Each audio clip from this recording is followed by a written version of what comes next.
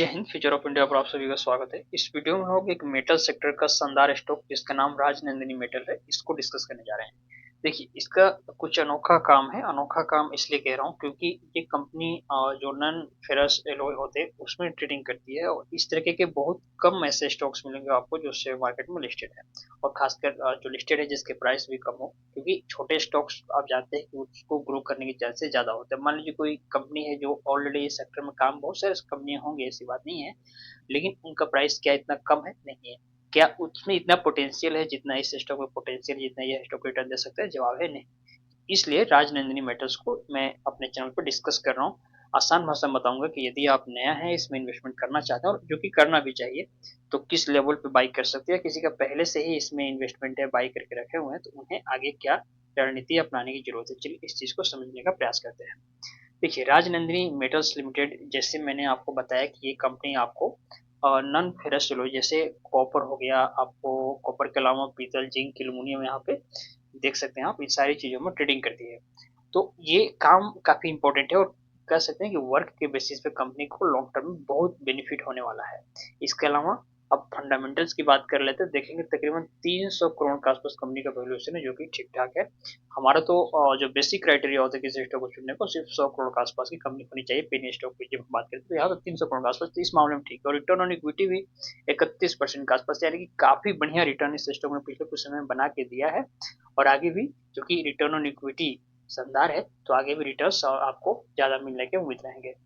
Technical data की जब हम बात करते हैं एक्सेल के चार्ट पे, तो आपको ये देखने को मिलेगा कि स्टॉक का प्राइस डाउन ट्रेंड में था, लेकिन अभी क्या है, डाउन ट्रेंड कंप्लीट हो गया और अब जाके स्टॉक फ्लैट हो गया, यानी कि अपने ये जो लेवल है 10 रुपए के आसपास, ये इसके लिए रेजिस्टेंस और सपोर्ट दोनों तरह के काम करेगा।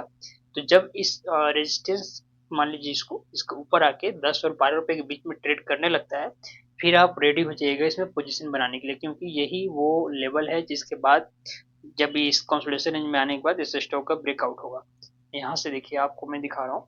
देखिए अभी क्या है कि एक 10 रुपए के आसपास आ गया, और 10 के बाद यहीं पे चूंकि सपोर्ट लेके प्राइस ऊपर उठेगा, यहीं पे ही है, यहीं पे सपोर्ट लेके ऊपर उठेगा, तो ये 12 रुपए के आसपास है। वो 12 रुपए के आसपास भी एक अच्छा खासा ठीक ठाक रेजिस्टेंस और सपोर्ट दोनों है, क्योंकि नीचे से गया तो रेजिस्टेंस और ऊपर से आया तो सपोर्ट है। तो ये जो लेवल है 12 रुपए का, इसके बीच में अभी 10 रुपए के आसपास है, 10 से 12 रुपए के बीच में समय बिताएगा, और 12 रुपए तक आने के बाद फिर ये प्राइस थोड़ा यहाँ समय बिता के ऊपर निकलेगा।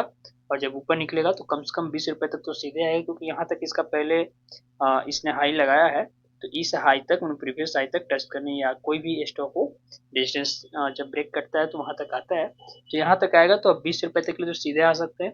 और उसके बाद जब ये 20 रुपए तक आने के बाद थोड़ा सा रिट्रेसमेंट करके प्राइस नीचे आएगा, और जब नीचे आकर ऊपर उठने लगेगा, तो फिर यहाँ पर हम थोड़ा और एवरेजिंग इसमें कर लेंगे। तो अभी क्या करना है कि अभी हमें वेट करना है कि इसका प्राइस 10 रुपए से 12 रुपए पहले थोड़ा और ऊपर आ जाए, 11 रुपए तक कम से कम आ जाए, उसके बाद हम इसमें तैयार होंगे, मैं आपको अपडेट दे दूंगा। हालांकि मेजर बहुत बड़ी अमाउंट अभी इसमें नहीं लगाना जब तक कि स्टॉक का प्राइस 12 रुपए के ऊपर नहीं निकले। अब समझिए, कंपनी के जब आप क्वार्टर्स का नंबर देखते हैं तो आपको देखने को मिलेगा कि जो Q2 का नंबर आया है, Q2 का नंबर में कंपनी के सेल्स थोड़े से कम होते हुए दिखे हैं।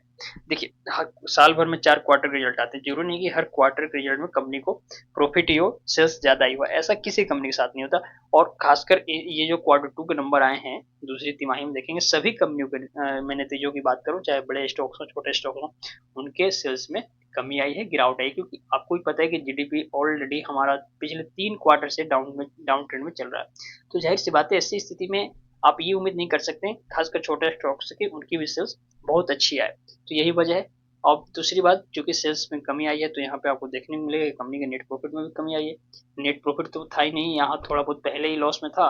हालांकि अच्छी बात है कि लॉस थोड़ा सा कम होते हुए दिखा है कंपनी को। सेल्स भले कम हुआ है, सेल्स कम होने के बावजूद कंपनी ने अपने लॉसेस को कम किए हैं, ये कोई मतलब साधारण बात नहीं है, ठीक ठाक बात है।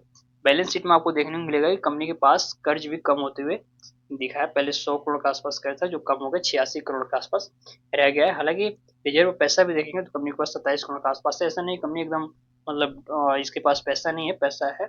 और साथ में इन्वेस्टर्स की मात्रा देखेंगे तो सबसे अच्छी बात यह है कि इसमें तकरीबन 34% के आसपास कंपनी के खुद प्रमोटर्स की संख्या है, तो प्रमोटर्स कभी नहीं चाहेंगे क्योंकि स्टॉक्स के साथ कुछ गलत हो या स्टॉक में जो मैनेजमेंट है जो कंपनी को रन कर रहे हैं कुछ ऐसा काम करे कि इसमें शेयर प्राइस बढ़ने में दिक्कत हो। तो आप प्रमोटर के साथ मिल के पैसे बनाइए स्टॉक में। एफआईआई की हिस्सेदारी जैसे मैंने बताया कि क्योंकि कंपनी कॉपर जिंक और एल्यूमिनियम जैसे एलॉय में कामकाज करती है तो जाहिर सी बात है कि विदेशी निवेशक इसमें रहेंगे, तो एफआईआई की हिस्सेदारी भी 0.13% है। ओवरऑल बात यह है कि Rajnandini metals limited long term के लिए एक बेहतर स्टॉक साबित हो सकता है। सही लेवल पे यदि आप इसमें बाई करते हैं इसको, तो आपको ठीक ठाक प्रॉफिट होने के चांसेस रहेंगे। बाकी जिसके पास पहले से स्टॉक है उससे अभी होल्ड करने की सलाह दी जाएगी, इसको होल्ड कीजिए। और मन में कोई अन्य सवाल है, कुछ जानना चाहते हैं तो मुझको इंस्टाग्राम पे पूछ सकते हैं, इंस्टाग्राम पे फॉलो कर लीजिए, उसका लिंक वीडियो को डिस्क्रिप्शन में मिल जाएगा। बाकी मिलते हैं अगली वीडियो में, तब तक के लिए जय हिंद।